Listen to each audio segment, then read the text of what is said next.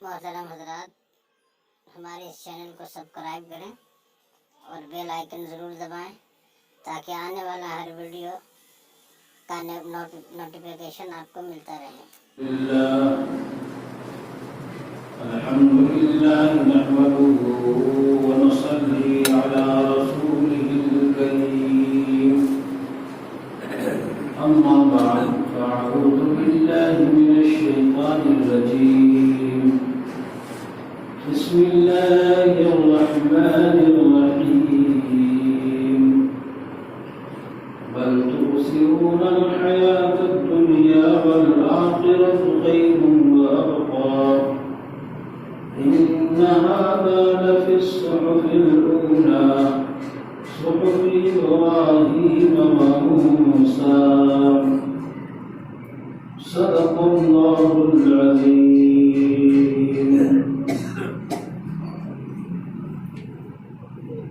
میرے محترم بزرگوں، عزیز دوستو، اللہ جل جلالہ وعما نوالہ نے اس کائنات کو دائمی اور ازلی نہیں بنایا۔ یہ دنیا نہ ہمیشہ رہنے کی جگہ ہے، نہ یہ ہمیشہ رہے گی، بلکہ یہ مخصوص مدت تک کے لیے انسان کو یہاں اللہ نے آباد فرمایا ہے، اور پھر ایک وقت آئے گا کہ وہ انسان یہاں سے ہمیشہ ہمیش کی جو زندگی ہے اس طرف کوچ کر جائے گا۔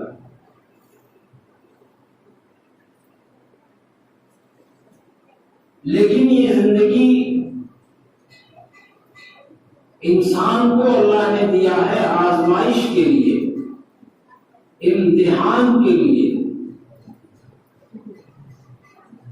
جگہ جی لگانے کی دنیا نہیں ہے، یہ عبرت کی جا ہے، تماشا نہیں ہے۔ مٹے نہ ملوں کے نشاں کیسے کیسے، زمین کھا گئی آسماں کیسے کیسے۔ ایک سے ایک لوگ دنیا کے اندر آئے جنہوں نے بڑے بڑے تماشے دکھائے لیکن زیر زمین چلے گئے، اور لوگ ہیں دنیا میں جو ایک مدت تک جن کی دھاک جم رہی ہو، ایک وقت آئے گا کہ یہ بھی مر جائیں گے، ان کا بھی خاتمہ ہو جائے گا، دنیا میں ان کا بھی نام لینے والا کوئی باقی نہیں رہے گا۔ اس دنیا کی جو زندگی ہے وہ بطور عبرت ہے، بطور امتحان ہے، اور اللہ رب العزت نے فرمایا یہ امتحان اس لیے ہے تبارک الذی بیدہ الملک وہو علی کل شیء قدیر الذی خلق الموت والحیاۃ لیبلوکم ایکم احسن عملا۔ بہت بابرکت ہے وہ ذات جس کے قبضے قدرت میں، جس کے ہاتھ میں کائنات کی کنجی ہے، کائنات ہے، جو پوری کائنات کا مدبر ہے، پوری کائنات پر جس کی حکومت ہے۔ دنیا میں کسی اور کی حکومت نہیں ہے، اللہ کی حکومت ہے۔ اللہ تبارک و تعالیٰ کی حاکمیت، اس کی ملکیت ہے، اور وہ اللہ ہر چیز پر قادر ہے، وہ اللہ طاقت رکھتا ہے، وہ اللہ قدرت رکھتا ہے۔ اسی اللہ نے زندگی اور موت کو بنایا ہے۔ زندگی اور موت کا فلسفہ کیوں پیدا کیا گیا؟ ایک دنیا ہے، اس دنیا میں بہت ایسے لوگ ہیں جن کے سامنے موت کے بعد کی زندگی کا کوئی تصور نہیں ہے، اس لیے وہ یہ چاہتے ہیں کہ اسی دنیا کے اندر اور اسی زندگی میں وہ عیش و عشرت کر کے اور اپنی تمام تر چیزوں کو، اپنی توانائیوں کو قربان کر کے کچھ وقتی مسرت اور کچھ وقتی خوشی کی چیزیں خریدنے اور اس سے اپنی زندگی کو گزارنے مر جائیں گے، پھر کہاں جائیں گے یہ سمجھ کر کے آپ دیکھیں گے کہ ان کے سامنے آخرت کا تصور نہیں ہے۔ زندگی کے بعد، اس زندگی کے بعد دوسری زندگی کا جب تصور نہیں ہے تو کیا ہوگا؟ یہ زندگی تو محدود ہے، اس زندگی میں جو کچھ ملا ہے نہ انسان اس کو پوری طرح سے گزار سکتا ہے، نہ اس کا استعمال کر سکتا ہے، نہ اس کی آرزو پوری ہو سکتی ہے، نہ اس کی حسرتیں پوری ہوتی ہے۔ جب حسرتیں پوری نہیں ہوتی، آرزو پوری نہیں ہوتی اور تمنائیں اس کی رہ جاتی ہے، بہت محنت کرنے والا انسان، بہت کوشش کرنے والا انسان، بہت دولت مند آدمی بھی اپنی دولت کو اتنا بھی خرچ نہیں کر پاتا ہے۔ اس سے اندازہ ہوتا ہے کہ اللہ تبارک و تعالیٰ نے جب اس دنیا کو بنایا ہے اور یہ چیزیں عطا کی ہے تو کوئی جگہ ایسی ہوگی کہ جو ہماری حسرتیں پوری ہونے کی جگہ ہوگی، ہماری آرزو پوری ہونے کی جگہ ہوگی، جہاں ہم اپنے ارمانوں کو پورا کریں گے۔ یہ دنیا کی زندگی تو مختصر زندگی ہے، یہ زندگی ختم ہونے والی ہے۔ جب اس زندگی کے بعد دوسری زندگی کا تصور نہیں ہوگا تو انسان مایوسی کا شکار ہو جائے گا، انسان غم میں مبتلا ہو جائے گا۔ اس لیے آپ نے بڑے لوگوں سے ایک مثال سنا ہوگا کہ آخری دور میں جب انسان عمر کے آخری پڑاؤ پر ہوتا ہے تو دو قسم کے لوگ دنیا میں ہوتے ہیں۔ ایک وہ انسان ہے جو مومن ہے، جو اللہ اس کے رسول پر ایمان رکھتا ہے، جو حضرت محمد رسول اللہ صلی اللہ علیہ وسلم کے فرمان پر ایمان رکھتا ہے، جس کے سامنے آخرت کی زندگی ہے، جس کے سامنے موت کے بعد جنت کا منظر سامنے ہے، جس کے بعد مرنے کے بعد دوزخ کا تصور موجود ہے، جو یہ جانتا ہے کہ اس دنیا کے اعمال کا بدلہ ہمیں آخرت میں ملے گا، جو اس بات کا یقین رکھتا ہے کہ ہم یہاں جو کچھ قربانی دے رہے ہیں ایمان کے ساتھ اعمال صالحہ کے لیے، اللہ کی رضا کے لیے، تو وہ اس کا بدلہ ہمیں اعلیٰ آخرت میں ملے گا، اس کے بدلے میں ہمیں وہاں کی نعمتیں میسر آئیں گی۔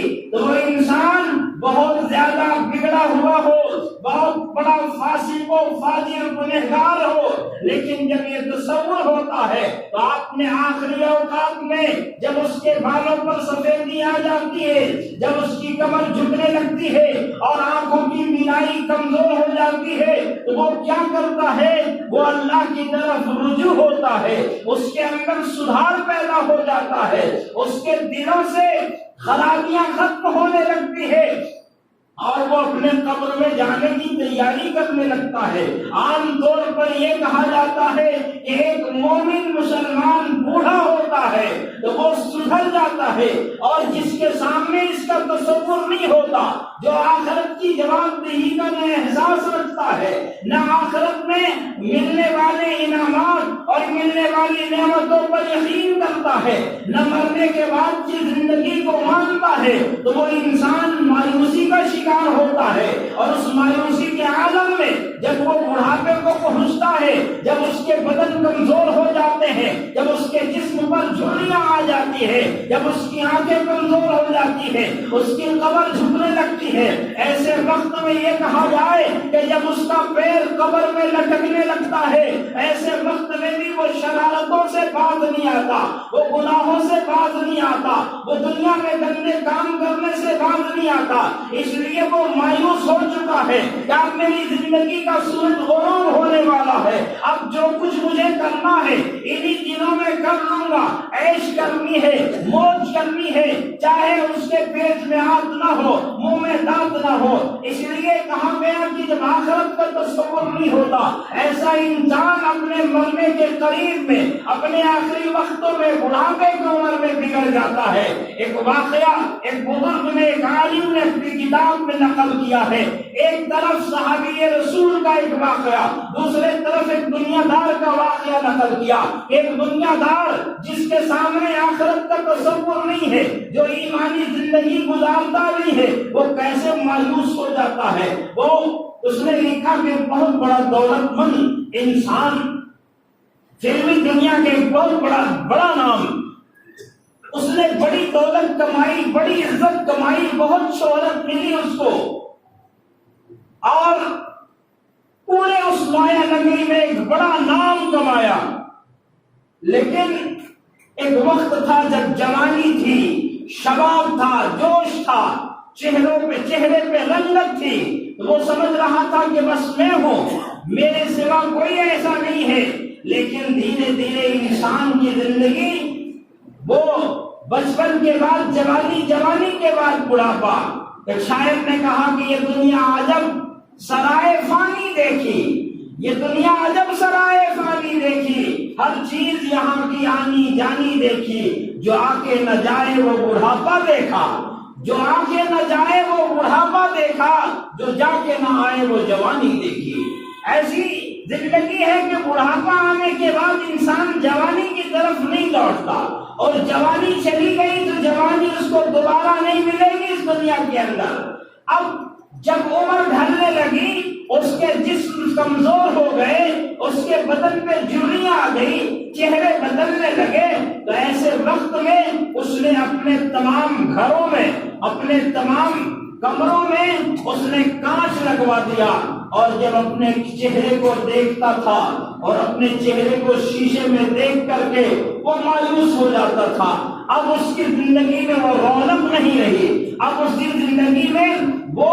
رنگ و روغن نہیں رہا، وہ زندگی ختم ہو گئی، گرچہ دولت کی ریل پیر ہے، اس کی امنگیں، اس کی آرزویں، اس کی حسرتیں سب مٹ گئی۔ اب وہ ناامیدی کے ساتھ اپنے اوقات کو کاٹ رہا ہے۔ ایک مرتبہ ایک دوست اس سے ملنے کے لیے آیا، تو اس نے کہا کہ بھائی میں یہاں گھر میں رہ کر کے تم سے کیا بات کروں، اس لیے چلو ذرا ٹیلے پر بیٹھتے ہیں، اور ٹیلے پہ جا کر کے وہ بیٹھ گیا۔ اور بیٹھنے کے بعد چونکہ جب انسان مایوس ہو جاتا ہے تو اسے دنیا کی کوئی چیز تو اچھی نہیں لگتی ہے، وہ کسی سے بات کرنا بھی پسند نہیں کرتا ہے، وہ کسی سے کچھ ڈسکس کرنا بھی پسند نہیں کرتا، اس کا ذہن بار بار اپنی طرف جاتا ہے۔ وہ سورج کو دیکھتا رہا، جب شام ہو گئی اور سورج غروب ہونے کو آیا تو اس نے ایک آہ بھری اور کہا کہ چلو ایک دن اور کٹ گیا۔ یہ ہے کفر کی زندگی،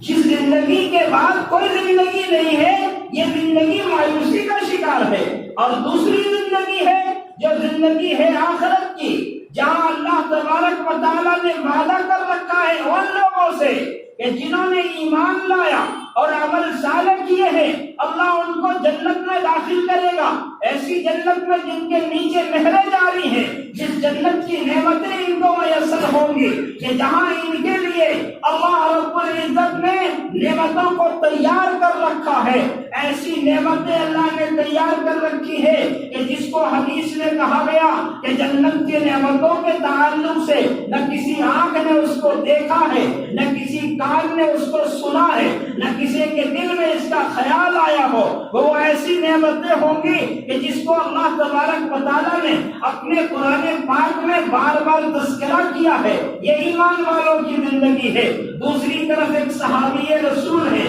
ایک اللہ کے پیارے رسول صلی اللہ علیہ وسلم کے ساتھی ہے، جناب محمد رسول اللہ صلی اللہ علیہ وسلم کی قدم بوسی کرنے والے آپ کے احباب صحابی رسول ہیں، جو بستر مرگ پر پڑے ہیں، نزا کی حالت ہے، اور ایسی حالت میں وہ خوش ہیں، مسکرا رہے ہیں، اور ان کے چہرے پہ انبساط ہے، ان کے چہرے پہ تازگی ہے، ان کے چہرے پہ خوشی ہے، ان کے چہرے پہ مسرت ہے۔ اور انہوں نے جب مسکرایا تو وہاں کے لوگ، ان کے آس پاس بیٹھنے والے لوگ یہ کہہ رہے ہیں کہ ایسی گھڑی ہے کہ جب آپ دنیا سے رخصت ہو رہے ہو، ایسی گھڑی ہے جب آپ دنیا سے جا رہے ہو، آپ کے بچے یتیم ہونے کو ہے، آپ کی بیوی بیوہ ہونے کو ہے، آپ کا گھر سونا ہونے والا ہے، تو وہ کہتے ہیں کہ میں کیوں نہ مسکراؤں، اور مجھے ایسی چیزوں پر کیوں نہ خوشی آئے کہ اب میری روح جانے کو ہے، اب یہ زندگی ختم ہونے کو ہے، اب میرے جسم خاکی سے روح پرواز کریں گے اور میں ادھر جاؤں گا، اپنے دوستوں سے ملاقات ہوگی، میں جناب نبی کریم صلی اللہ علیہ وسلم کی زیارت کروں گا، اپنے ساتھیوں سے ملاقات کروں گا، ابو بکر سے ملوں گا، عمر سے ملوں گا، اور وہاں ہمیں ان سے ملاقات ہوگی۔ اللہ تبارک و تعالیٰ نے ہم سے جو وعدہ کیا ہے وہ نعمتیں ہمیں میسر آئیں گی۔ تو یہ وہ زندگی ہے جو ایمانی زندگی ہے، یہ وہ زندگی ہے کہ جس زندگی میں آخرت کا تصور ہوتا ہے، جس کے بعد انسان کو آخرت کی زندگی میں ملنے والی نعمتوں کا خیال ہوتا ہے۔ اس لیے آپ نے دیکھا ہمارے بزرگوں نے، اللہ والوں نے ہمیشہ ان چیزوں کا خیال کیا، اور ان کی وجہ سے انہوں نے دنیا کی زندگی کو قربان کر دیا۔ غزوہ احد میں ایک منجلے صحابی کا واقعہ لکھا، ایک صحابی رسول ہے، کیا بات ہے، کئی دنوں سے کچھ کھانے کو نہیں ملا اور مشق میں سے پانی نکالا اور اپنے توشے کے سامان میں سے کھجور نکالا، ابھی کھجور کھانے کو تھے، ایک صحابی آئے اور انہوں نے کہا کہ ارے بھائی تم یہ کیا کر رہے ہو، خدا کی قسم جنت کی خوشبو بہت پہاڑ سے آ رہی ہے، اور یہ سوچا تھا انہوں نے کہ ابھی میں کئی دن سے کھایا نہیں ہوں، ایسا کرو کہ کھجور کھا لو، پانی پی لو، اس کے بعد میدان جنگ میں جاؤں گا۔ لیکن انہوں نے کھجور کو ایک طرف پھینک دیا، یا یہ کہیے کہ ان کو بشارت سنائی گئی کہ احد کے میدان سے جنت کی خوشبو آ رہی ہے، جو یہاں جائے گا، جو اپنی جانوں کو قربان کرے گا، جو اپنی جانوں کو نچھاور کرے گا، اس کے لیے جنت کا وعدہ ہے۔ انہوں نے کھجور کو ایک طرف پھینکا کہ میں اتنا بھی صبر نہیں کر سکتا، میں اتنا بھی دیکھ نہیں سکتا کہ کھجور کھانے تک انتظار کرو، اور وہ جا کر کے میدان کارزار میں داخل ہوتے ہیں اور وہاں کافروں سے لڑتے ہوئے اپنی جان کو جان آفرین کے سپرد کرتے ہیں، جنت الفردوس کے حقدار ہو جاتے ہیں۔ یہ صحابی رسول ہے، یہ اللہ والے ہیں، یہ ایمان والے ہیں، یہ ایمانی زندگی ہے کہ جس کے بعد آخرت کا تصور، جنت کا تصور ہے۔ ایک اور صحابی کا واقعہ دیکھیے، کتنا دردناک واقعہ ہے۔ ایک موقع پر ایک انصاری نوجوان کو، ایک انصاری صحابی کو آپ کے ہرقل کے بادشاہ نے، وہاں کے عیسائیوں نے ان کو پکڑ لیا ہے، بہت حسین و جمیل صحابی ہے، اللہ تبارک و تعالیٰ نے بڑا حسن عطا فرمایا ہے۔ ایسے وقت میں ان کو ستانے کی کوشش کی گئی اور ان سے کہا گیا کہ تم ایمان چھوڑ دو، اپنے اللہ کو اور اس کے رسول کا دامن چھوڑ دو، تمہیں جان چاہیے، تمہاری زندگی چاہیے، تم اپنے آپ کو بچانا چاہتے ہو تو ان چیزوں سے باز آ جاؤ اور ہمارے مذہب کو، ہمارے دین کو قبول کر لو۔ یہ کہہ کر کے ان لوگوں نے ان کے سامنے بہت بڑا ایسا عذاب اور ایسی سزا دینے کی تجویز رکھی کہ بادشاہ کے طرف سے حکم ہوا کہ جب تک یہ اپنے دین سے نہ پھرے اسے مصیبت دیتے رہو، اسے تکلیف پہنچاتے رہو، اس کو سزا دیتے رہو، یہاں تک کہ باری آئی کہ ان سے کہا گیا کہ اس کی انگلیوں کو کاٹنا شروع کرو۔ انگلیوں کو کاٹنا شروع کیا گیا، یعنی ٹکڑے ٹکڑے کر دیا گیا۔ اور وہ صحابی ایسے وقت میں بھی اللہ اکبر، اللہ تبارک و تعالیٰ پر کیسا کامل یقین تھا اور کیسی محبت تھی، کیسی عشق تھی کہ جفا جو عشق میں ہوتی ہے وہ جفا ہی نہیں، ستم نہ ہو تو محبت میں کچھ مزہ ہی نہیں، یہ انداز ان کا تھا۔ انہوں نے کہا جب پاؤں کی باری آئی اور اس ظالموں نے، ان کے جلادوں نے پوچھا کہ اب بھی تم کہو کہ اب میں اپنے دین کو چھوڑتا ہوں اور اپنے اسلام سے منہ موڑ لیتا ہوں اور اپنے آپ کو تمہارے دین کے سپرد کرتا ہوں، انہوں نے کہا کہ ارے ظالموں ذرا جلدی کرو، میں دیکھ رہا ہوں کہ جنت الفردوس میں میرا استقبال کرنے کے لیے فرشتے کھڑے ہیں اور میرے جنت کا ٹھکانہ دکھایا جا رہا ہے، وہ جنت کا نمونہ دکھایا جا رہا ہے۔ تو یہ ہے میرے بزرگوں، میرے بھائیوں، ایمان والوں کی زندگی اور غیروں کی زندگی، جس زندگی کے اندر انسان نا امید ہو جاتا ہے، اللہ تبارک و تعالیٰ فرماتے ہیں لا تقنطوا من رحمت اللہ، اے لوگوں اللہ کی رحمت سے مایوس نہ ہو۔ اس لیے اللہ تبارک و تعالیٰ نے اہل ایمان کو، مسلمان کو اور ان لوگوں کو جنہوں نے لا الہ الا اللہ محمد رسول اللہ پڑھا ہے، ان کو یہ تنبیہ کی ہے، ان کو بتایا کہ اے دنیا کے لوگوں، تم دنیا کی زندگی کو پسند کرتے ہو، دنیا کی چیزوں کو پسند کرتے ہو، دنیا کی مال و متاع کو پسند کرتے ہو، اور دنیا کو کمانے کے لیے، دنیا کو حاصل کرنے کے لیے اور دنیا پر اپنی توانائیوں کو صرف کر رہے ہو۔ حالانکہ دیکھو تم دنیا کی زندگی کو پسند کرتے ہو، دنیا کی چیزوں کو محبت کی نگاہ سے دیکھتے ہو، لیکن یہ دنیا کی زندگی فانی ہے، یہ ختم ہو جانے والی ہے، یہ مٹ جانے والی ہے، یہ فنا ہونے والی ہے، اور آخرت کی زندگی وہ باقی رہنے والی ہے، اس کو بقا ہے، اس کو دوام حاصل ہے، وہ ہمیشہ ہمیش کی زندگی ہے۔ اس زندگی کی فکر کرو اور اس زندگی کے لیے کوشش کرو اور اس زندگی کے لیے سامان تیار کرو، اس زندگی کے لیے توشہ تیار کرو۔ یہ مضمون قرآن میں بھی موجود ہے،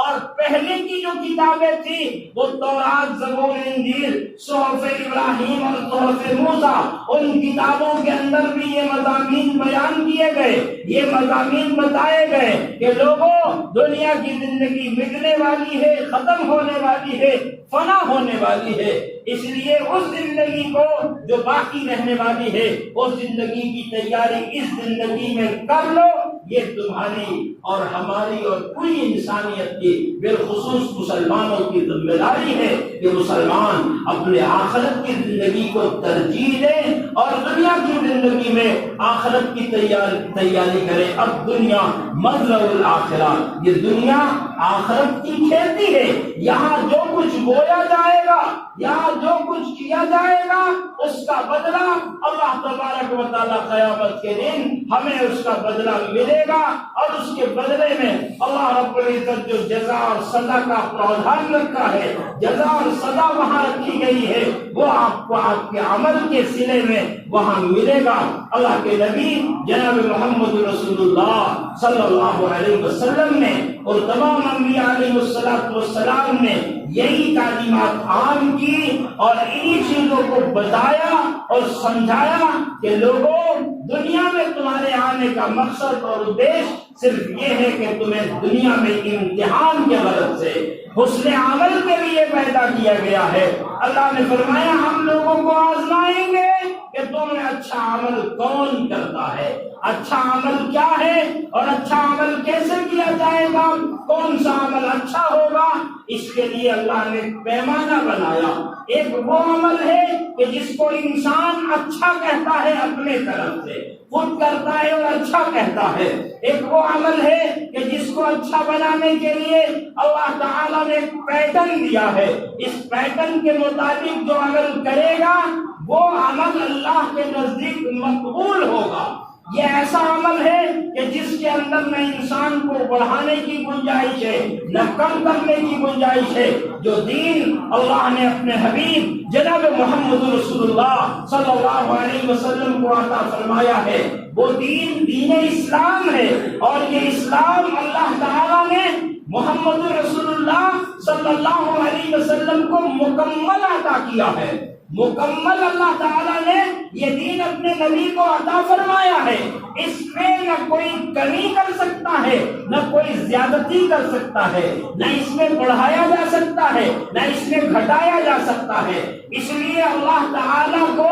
بہت زیادہ عمل بھی پسند نہیں ہے اور کم عمل بھی پسند نہیں ہے۔ ایک بہت اللہ والے نے کہا کہ نہ ان کو کم پسند ہے نہ زیادہ پسند ہے، اس کو تو اس کے محبوب کی ادا پسند ہے۔ ہمیں کرنی ہے محمد رسول اللہ صلی اللہ علیہ وسلم کی اطاعت۔ آپ نے ایک موقع پر جناب رسول اللہ صلی اللہ علیہ وسلم کے گھر پہ 3 صحابی آئے اور ان صحابہ کرام نے ازواج مطہرات سے یہ بات کی کہ جناب رسول اللہ صلی اللہ علیہ وسلم کے دن اور رات کے اعمال بتائے۔ آپ صلی اللہ علیہ وسلم کیا عمل کرتے ہیں؟ تو جو عمل ان کو بتایا گیا ان اعمال میں سے ان کو ایسا محسوس ہوا کہ یہ حضور علیہ الصلوۃ والسلام کے پاس جو عمل کرتے ہیں یہ ذرا کم ہے، اور ہو سکتا ہے کہ اللہ تعالیٰ نے، بلکہ انہوں نے یہ کہا کہ اللہ کے نبی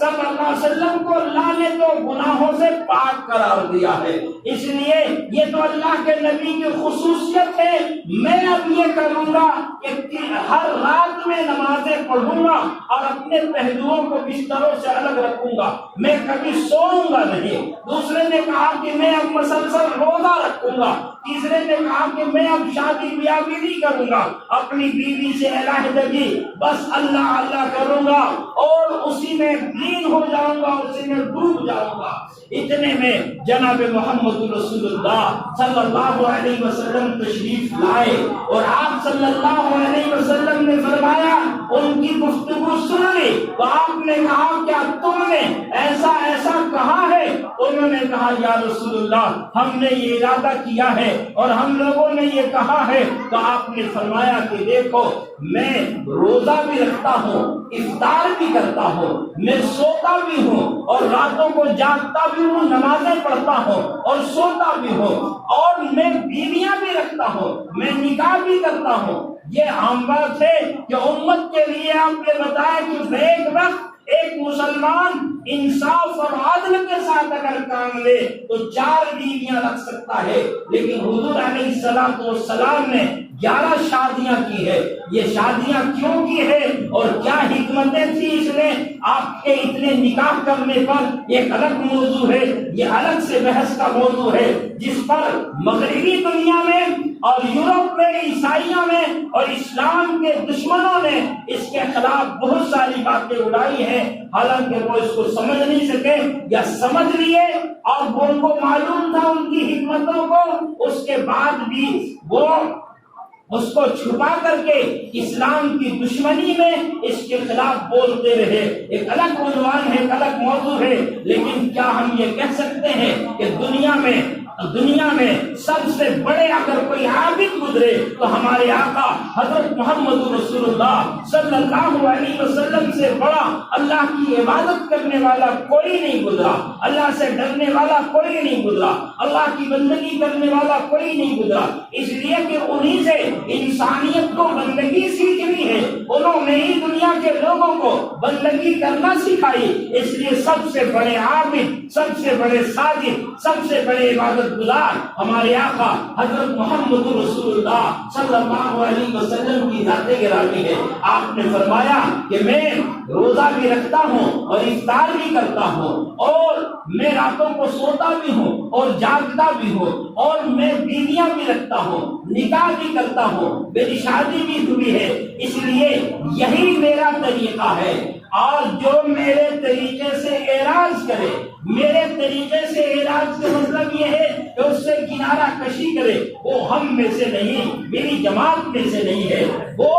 ہم میں سے نہیں ہے۔ کیا مطلب؟ بتایا کہ اسلام ہمیں اعتدال کی تعلیم دیتا ہے، اور اسلام ہمیں یہ بتاتا ہے کہ ہم جناب رسول اللہ صلی اللہ علیہ وسلم کی اتباع کریں۔ آپ صلی اللہ علیہ وسلم نے جو پیٹرن بتایا، جو آپ کا طریقہ ہے، جو آپ کی سنت ہے، جو آپ کا راستہ ہے، اسی راستے کو ہم اپنائیں تو ہمارے لیے یہ کامیابی ہوگی اور ہمارے لیے یہ فلاح اور سفلتا کا سبب بنے گا۔ اور اگر اس سے ہم نے اعراض کیا اور اپنی کھوپڑی سے، اپنے دماغ سے کوئی راستہ وضع کرتے ہیں اور اس کو اسلام کا راستہ کہتے ہیں تو یہ نہایت درجے کا جرم ہوگا۔ اس لیے اللہ کے نبی جناب محمد رسول اللہ صلی اللہ علیہ وسلم نے اس طرف بھی اشارہ فرمایا اور فرمایا کہ وہ چیزیں جو دین میں نئی ایجاد کی جاتی ہیں وہ چیز بدعت ہے، اور بدعت گمراہی ہے، اور گمراہی